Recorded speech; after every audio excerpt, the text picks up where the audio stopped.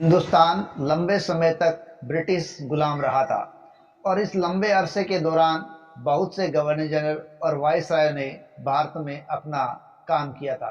लेकिन इन वायसरायों के अंदर एक ऐसा भी वायसराय था जो भारतीयों के लिए सबसे कुख्यात साबित हुआ था।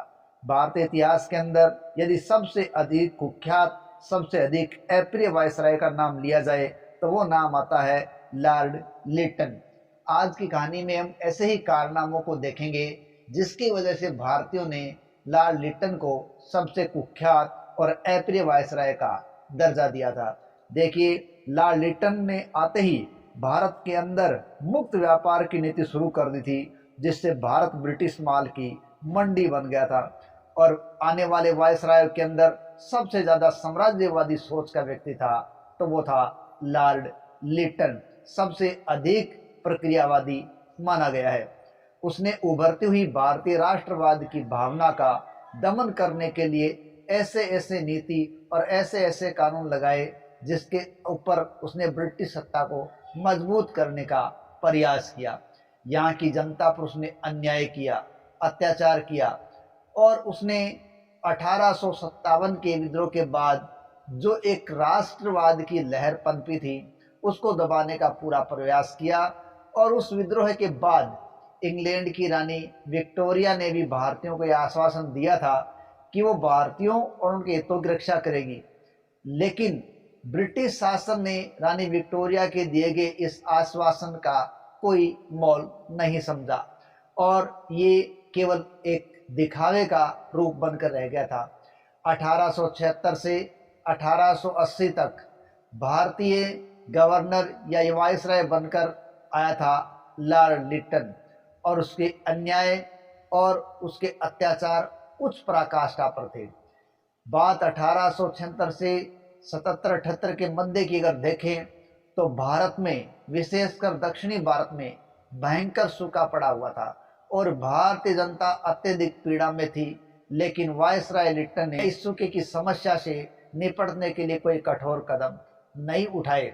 हालांकि उसने एक आयोग, अकाल आयोग, स्ट्रेची आयोग बिठा जरूर दिया था, लेकिन उस स्ट्रेची आयोग ने भी जनता की समस्याओं का कोई समाधान नहीं किया। स्ट्रेची आयोग भारत में गठित किया गया पहला अकाल आयोग था, जिसने अकाल की स्थिति में खाद्य व्यापार में राज्य के हस्तक्षेप की सिफारिश की थी। इस समय जब भारतीयों को बहुत ज्यादा सहायता की आवश्यकता थी, उस समय एक कोड में खास वाली घटना और हो गई थी, क्योंकि इस समय भारतीयों के लिए कोई प्रयास कंपनी सरकार नहीं कर रही थी।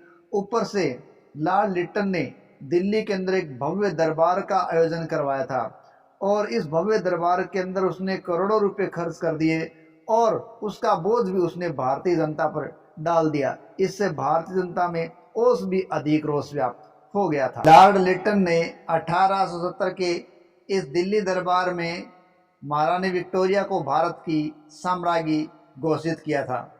इसके अलावा सरकार की नीति से भारतीय जनता असंतुष्ट थी, क्योंकि लॉर्ड लिटन ने भारतीय समाचार पत्रों में सरकार की जो कटु आलोचना हो रही थी, उस कटु आलोचना को बंद करने के लिए 1878 में लिटन ने वर्नाक्यूलर प्रेस एक्ट पारित कर दिया। वर्नाक्यूलर प्रेस एक्ट है वो भारतीय देसी भाषाओं के मुंह को बंद करने वाला एक समाचार पत्र प्रतिबंध था, या यूं के समाचार पत्रों को बंद करने वाला एक एक्ट था। इससे भारतीय समाचार पत्रों की स्वतंत्रता छिन गई थी।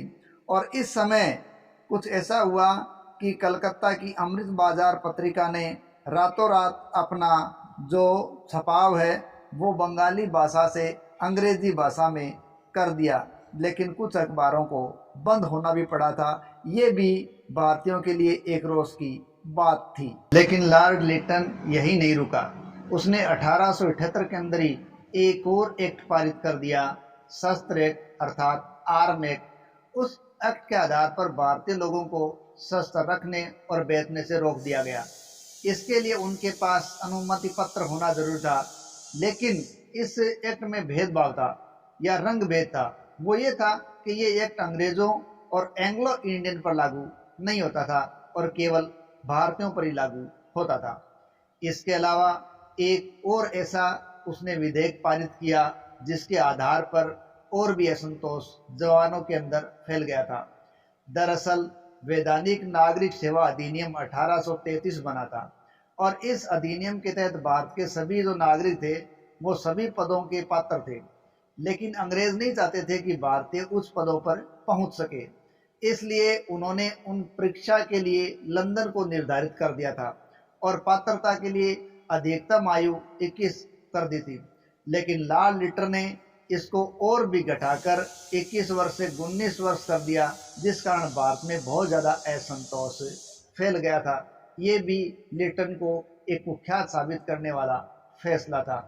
और तो और लिटन ने अफगान युद्ध है उसमें भी भारत को धकेल दिया, जिसके कारण भारत को काफ़ी ज़्यादा धन की हानि हो गई थी।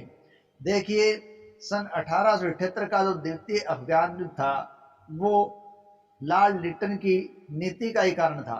युद्ध के परिणाम स्वरूप अफगानिस्तान तो छिन्न भिन्न हो गया और लिटन की अफगान नीति की हर तरफ आलोचना की जाने लगी और उसका मुख्य आलोचक तो ग्लैडस्टोन था, जो कि बाद में ब्रिटेन का प्रधानमंत्री बना और उसी के कारण लिटन को अपना पद भी छोड़ना पड़ा था, यानी उसे अपनी करनी का फल बहुत बाद में मिला।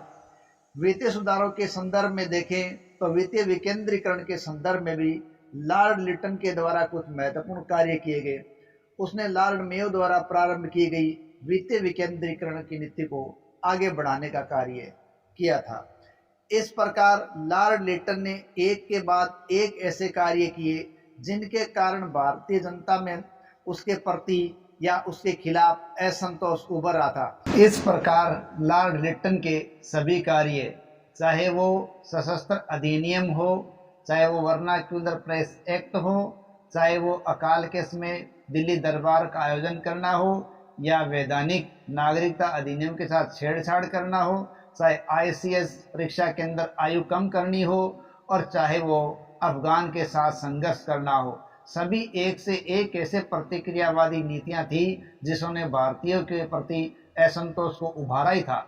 इसीलिए भारतीयों के अंदर यह सबसे ज़्यादा कुख्यात या अप्रिय वायसराय के रूप में दर्ज हुआ है। जय हिंद, जय भारत।